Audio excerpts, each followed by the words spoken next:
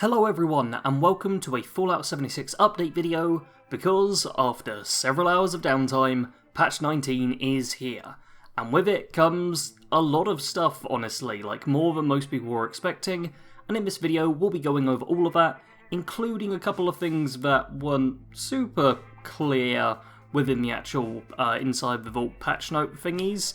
All of the articles that are relevant will be linked in the description, the whole patch notes, the Zach's transmission, and the Atom Shop article all will be linked in the description if you just fancy reading them instead, because this is going to take a long time for me to talk about all of them, but there'll be like a couple of bits of added information, so it's totally worth sitting around for 20, 30 minutes, god I don't know how long this is going to take, for a long time to listen. Anyway, on to the first point, which is a pretty quick one. You can now dress up your allies. Allies are like little companion style people who go to your camp once you build an item for them.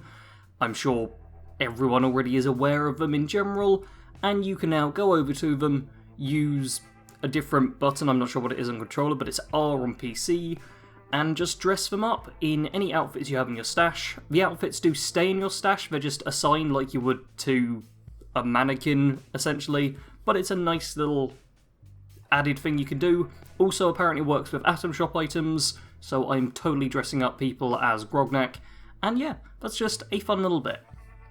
On to something which is beginning tomorrow, which hasn't actually started yet, Hunt for the Treasure Hunter. A seasonal event that looks very good but has a kind of stupid name.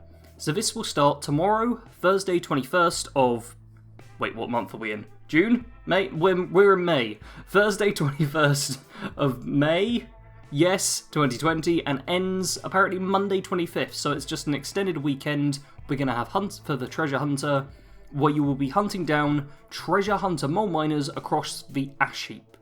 And this event sounds basically the same as the Holiday Scorched, but a lot shorter and restricted to just the ash heap. When you kill a treasure hunter mole miner and loot them, you will gain access, or you will loot off their corpse, a mole miner pail, which are basically the same as presents. Anyone who was around for the Christmas holiday scorched thing will be kind of familiar with this. The pails come in three qualities. You've got your mole miner pails, which are like your standard medium quality. You've got dusty pails, which are a lower quality, so they're worse. And ornate pails, which are high quality, which will have the best stuff. You'll also be able to purchase empty pails from vendors to craft your own pails with. It's exactly the same as the Holiday Scorched thing and the Holiday Gifts. They also mention in the article that future hunts will occur in different regions, so hopefully there'll be a Savage Divide one at some point, so that way heading along to Uranium Fever, there'll be tons of treasure hunter mole miners there, but over the weekend, go to the ash heap, hunt some treasure hunter mole miners down, and hopefully get some good rewards. I've heard people saying that there'll be like more of the mounted animal heads and maybe some unique outfits and plans. We don't know everything about it, but there's going to be some rewards over this weekend. Do some mole miner hunting. I'll be doing that on my stream on Sunday, so check it out.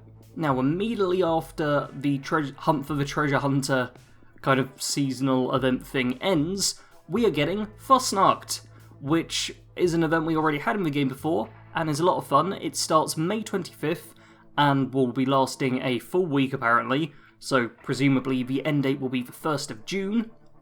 And in this event you complete some tasks in Helvetia. I don't think they've actually confirmed it's in Helvetia, but it's definitely in Helvetia.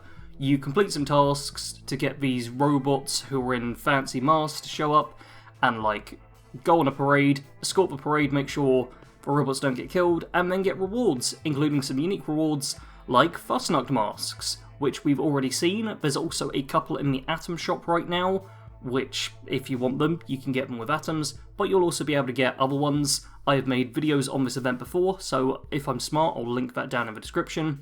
It sounds like there's going to be a lot of the old rewards coming back, possibly all of the old rewards, plus some new masks as well, which is good to hear. Something I was very happy to hear is that there'll be higher drop rate percentages. So one of my first criticisms about this event was that some of the masks had like a 0.0000001% chance to drop or something ludicrous like that, and there was like a dozen or so of them that ever dropped. It was ridiculously low chances. So apparently the drop rates are much higher this time, and you actually have a possibility of getting all the masks and stuff, but that remains to be seen when this starts on May 25th. And if you are wanting to do this event, every hour at Helvetia, at the start of every hour, the event will pop up, just like it did last time for anyone who was here in like the first 6 months of the game's launch, I think it happened. Now, enough about adventure mode, there's some nuclear winter stuff to talk about, which everyone in my audience loves, and this definitely isn't a point in the analytics where I see everyone clicks off. So, there are some time challenges starting right now in Nuclear Winter, the Nuclear Winter Survivors challenges, and this will end 7 PM Eastern Time on June 11th. There's 8 new challenges, each of them with a unique reward from camp furniture, some outfits, a ghillie suit which is in the thumbnail, and some weapon skins. The very first challenge only requires 150 Overseer XP, which you can get done in a single match. I did that earlier today, it's very easy to do. Even like a couple of matches, AFKing it or just not being very good and having bad luck and getting shot right away, you'll be fine. The next 6 then take 2,000 Overseer XP, and the final one takes 2,500. In total, that's going to be 14,650. I estimate you'd have to spend a maximum, of 17 hours actually within Nuclear Winter matches to get that, but it's likely going to be much less. I imagine within like 10 hours of matches, you'll actually be able to do that, which is probably going to be like 20 hours of actual game time with loading times and all that. And yeah, it seems to be pretty good. The one big problem I found out earlier today as well is that these challenges are staggered. So obviously you have to complete the first one, the second one, the third one, and so on. However, only the first one is available right now. And they're likely doing this how they did last time, where it's basically like, oh yeah, we'll release another one in like 5 days or whatever, and then at the end you can just go through them all. And I hate the way they do this. It is really annoying, because it means you can't grind out the challenges until right at the end. So basically, you can show up every week or so and just do the challenges in one play session, it won't be too bad.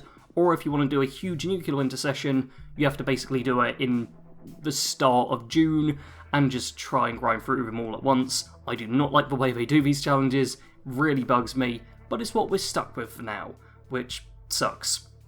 I will say, if you're not particularly good at Nuclear Winter and want to earn a bunch of Overseer XP, if you open the Nuclear Winter card packs, and it's a duplicate of a perk card you've already got, then you get 50 or 100 Overseer XP. And right now, everyone seems to have dozens, possibly hundreds, of Nuclear Winter perk card packs, as there was a glitch in Adventure Mode where you'd earn them for some reason. So yeah, I logged on, and I had like 89 perk card packs to open up, and I opened up tons of them without realising that I couldn't earn any more Overseer XP towards the challenges. But as long as you save them till right at the end of the event, you'll probably have enough perk card packs to get through like the first couple of challenges based entirely off of those. Final thing to mention about Nuclear Winter is the bow, the cattle prod, and the Gore shotgun have been added as Nuclear Winter weapons. I haven't really seen them be used much because I only played a couple of matches, but I'm sure that the Gore shotgun's decent-ish. Not sure about the other two. Back into Adventure Mode now, where there are backpack improvements. The backpack vanity thing was on the old community calendar, and it basically just means that you can now mod skins rather than crafting a new backpack based on that skin. So, as if you were modding armour, you can go into the modification section of the armour workbench and just apply any of the backpack skins you've got. It's a nice little update. Also, skins can now be applied to small backpacks, plus just general mods you've unlocked can also be applied to the small backpacks, which is just great. Something else which has changed slightly, which isn't a huge deal, is the barbecue grills and Grognak's throne now have some new animations. And I personally have Grognak's throne, not his phone, he definitely doesn't have one of those. I've got his throne, it's a nice little animation, makes the item look a lot cooler. I just wanted to show it off, honestly, because it's a cool little animation. I really like it. Something else, which is another minor thing, is if you have the Liberty Prime skin for power armor, you can now craft a silent Liberty Prime power armor helmet, so you don't have to listen to the voice lines all the time. So hopefully that's something which will be good for a few players out there. On to the bug fixes now, because it turns out I can rattle through this stuff. And first up, we're actually going to go over something which hasn't been patched. Player vending. It's not yet patched. You can't use player vending properly or display cases. They're still working on it. I'm going to have a video around the entire kind of general subject, let's say, hopefully coming out later this week.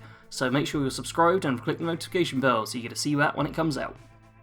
There's also plenty of small tweaks that I simply won't be going over, or else this video would legitimately be 20 or 30 minutes of me reading through, oh, they changed like the lighting in the overseer's house, and really minor stuff like that.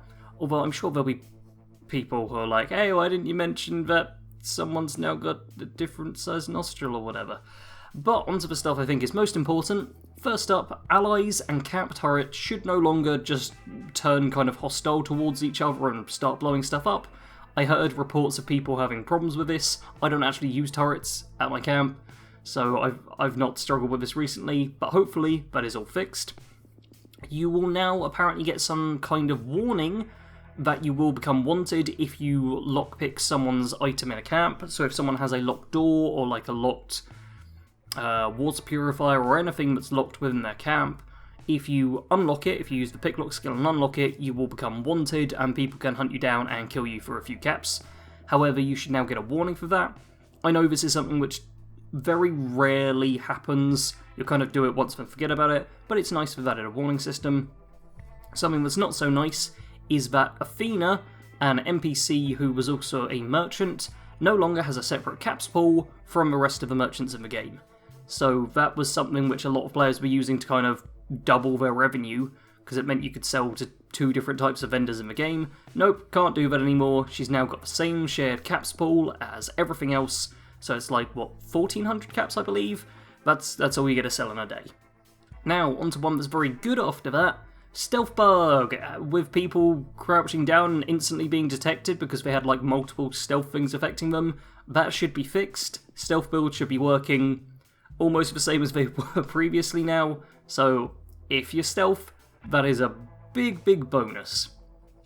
Another thing that's been changed, which I only actually heard about recently, was Blood Eagles won't drop Nuclear Winter modded weapons anymore.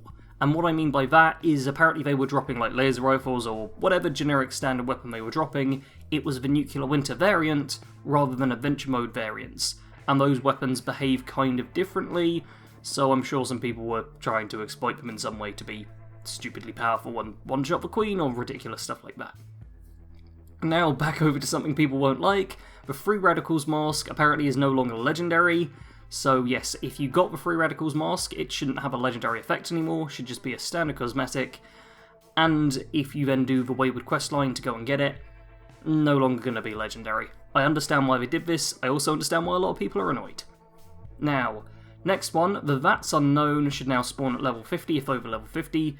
This is like an end reward for the ally quest for the Space Lady, whose name none of us can properly remember, like Commander Daguerre, something like that. It's a unique weapon, or 3-star legendary unique weapon, which now should spawn at level 50. I know a lot of people are having trouble because it was spawning at level 20 for them. So that is now fixed, but it won't be retroactively fixed, annoyingly. I've seen some people complain about that already. The Purveyor, some people were struggling to talk to her if in first person. If you changed to third person, it was fine. Apparently that is now fixed. I've not been able to confirm that, but it was also something which wasn't always occurring. It's a minor thing, but I know it was frustrating some people. And the final one, which is something I'm very happy about, spoil sorting. If you go into your aid category and sort by spoil, it should now work. That's not actually one I checked. I really wish I had now, but it should work. And there is all the important stuff gone over very quickly, because I tried to keep this under 15 minutes. And hey, we're at less than 15 minutes right now. If you enjoy this little update over everything important that patch 19 brought, do leave a like. Feel free to leave in the comments if there's anything I left out which you were like, hey, why didn't you mention this, Sarge? This is super important. Feel free to let people know. I'm happy with that. Subscribe to stay up to date with Fallout 76 and have lots of fun times with the content and stuff. There's also a Discord server if you fancy joining in with the whole community. I'll probably be playing Nuclear Winter with people in a panic on like the final week of the Nuclear Winter challenges. And yeah, that is all. As always, thank you all very much for watching. Sarge out.